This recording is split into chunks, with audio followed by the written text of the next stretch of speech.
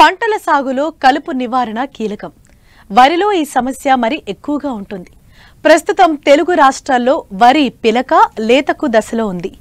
రైతులు సకాలంలో కలుపును నివారించకపోతే పంట దిగుబడితో పాటు పెట్టుబడులు కూడా పెరిగే అవకాశం ఉంది.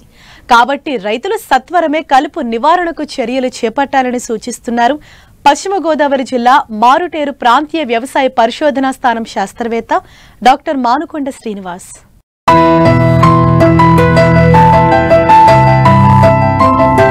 తెలుగు రాష్ట్రాల్లో ఇప్పటికే యాసంగిలో వరి నాట్లు పూర్తయ్యాయి. ప్రస్తుతం వరి వివిధ దశలో ఉంది. అయితే నాట్ల తర్వాత ప్రధానంగా వరిలో కనిపించేది కలుపు సమస్య. ముఖ్యంగా ఈ సమస్య ఉభయ గోదావరి జిల్లా డెల్టా ప్రాంతాల్లో అధికంగా ఉంటుంది. నారు విత్తిన 15 రోజులకే వరితో పాటు కలుపు కూడా వేగంగా పెరుగుతుంది. ప్రస్తుతం పిలక దశలో ఉన్న వరిలో చీడపీడల వ్యాప్తితో పాటు కలుపు కూడా అధికంగా ఉన్నట్లు శాస్త్రవేత్తలు గుర్తించారు.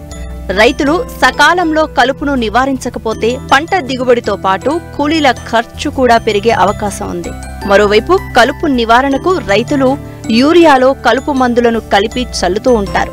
అలా చేస్తే కలుపు మరింత పెరగడంతో పాటు పంట నష్టపోయే ప్రమాదం ఉంది. అయితే ఈ కలుపును ఏ విధంగా అరికట్టాలో రైతులకు తెలియజేస్తున్నారు పశ్చిమ గోదావరి జిల్లా మారుటేరు ప్రాంతీయ వ్యవసాయ పరిశోధనా స్థానం శాస్త్రవేత్త డాక్టర్ మానుకొండ శ్రీనివాస్. మనకేంటంటే నాట్లు గత నెల అంటే జనవరి నెలాఖరు వరకు మనకు నాట్లు పూర్తవడం జరిగింది చాలా ప్రాంతాల్లో.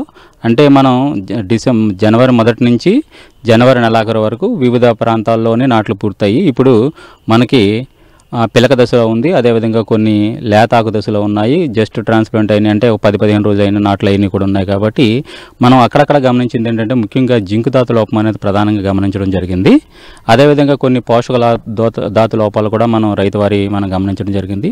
మరి ముఖ్యంగా కొన్ని ప్రాంతాల్లో అయితే కలుపు సమస్య కూడా గమనించడం జరిగింది. కాబట్టి నాట్లు వేయక ముందు నుంచి నాట్లు వేసిన తర్వాత వరకు కూడా మనకు ప్రధానంగా ఉండే సమస్య మన ఉభయ గోదావరి జిల్లా ప్రత్యేకించి కలుపు సమస్య అనేది ఎక్కువ ఉంటుంది.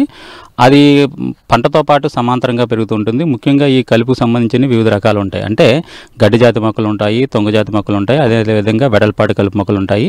అదేవిధంగా ప్రధానంగా ఏంటంటే మనకి చేలో ఇప్పుడు నీరు ఎక్కువ ఉండే ప్రాంతాలు ఉంటాయి. కాబట్టి మార్సీలే కానీ గుర్రపడక కానీ ఇట్లాంటి కలుపు కూడా విపరీతంగా అక్కడక్కడ ఎక్కడైతే నెగ్లెక్టెడ్ ఫార్మర్స్ అంటే యాజమాన్యం సరిగా చేయని రైతు పొలాలు ఉన్నాయో వాటిల్లో కూడా మేము గమనించడం జరిగింది.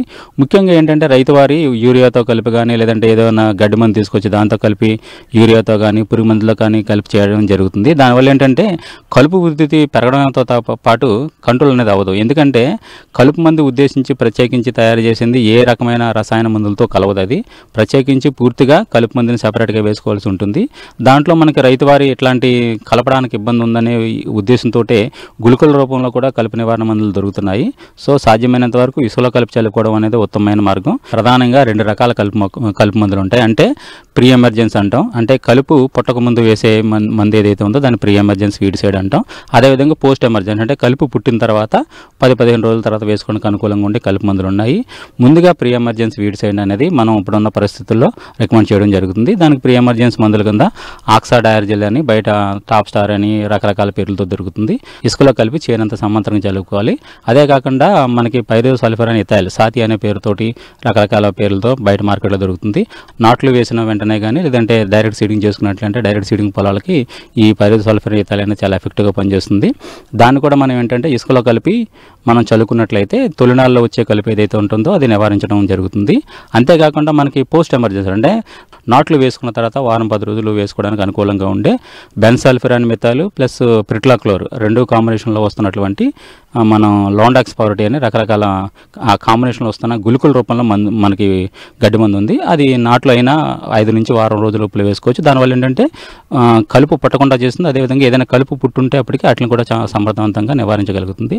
అట్లా కాకుండా ఒకవేళ రైతు సోదరులు ఏదన్నా ఆలస్యం అయ్యి యాజమాన్యంలో లేట్ అయిపోయి కనుక జరిగినట్లయితే 10-15 రోజుల తర్వాత వేసుకోవడానికి మనకి పోస్ట్ ఎమర్జెన్సీ వీడిసైడ్స్ ముఖ్యంగా మనకి మార్కెట్లో లభ్యమయ్యే బిస్పైరిబాక్ సోడియం అంటే నామినీ గోల్డ్ అని, తారక్ అని, అడోరా అని రకరకాల పేర్లతో దొరుకుతుంది. అది కానీ ఆల్మిక్స్ మెట్సల్ఫర్ అండ్ మెథాల్ ప్లస్ దాని కాంబినేషన్లో వస్తున్న ఆల్మిక్స్ అని ఉంది. అది కానీ రెండిట్లో ఏదో మందిని పిచికారీ చేయడం అనేది ఉత్తమ మార్గం. నామినీ గోల్డ్ కానీ ఆల్మిక్స్ కానీ వాటిని మనం ఎకరానికి 200 లీటర్ల ద్రావకం కింద తయారు చేసుకుని దాన్ని చేనంతా ముఖ్యంగా కలుపు మొక్కలు బాగా తడిసేలా పిచికారీ చేసినట్లయితే మన కలుపు సమర్థవంతంగా నివారించడానికి అవకాశం ఎక్కువ ఉంటుంది.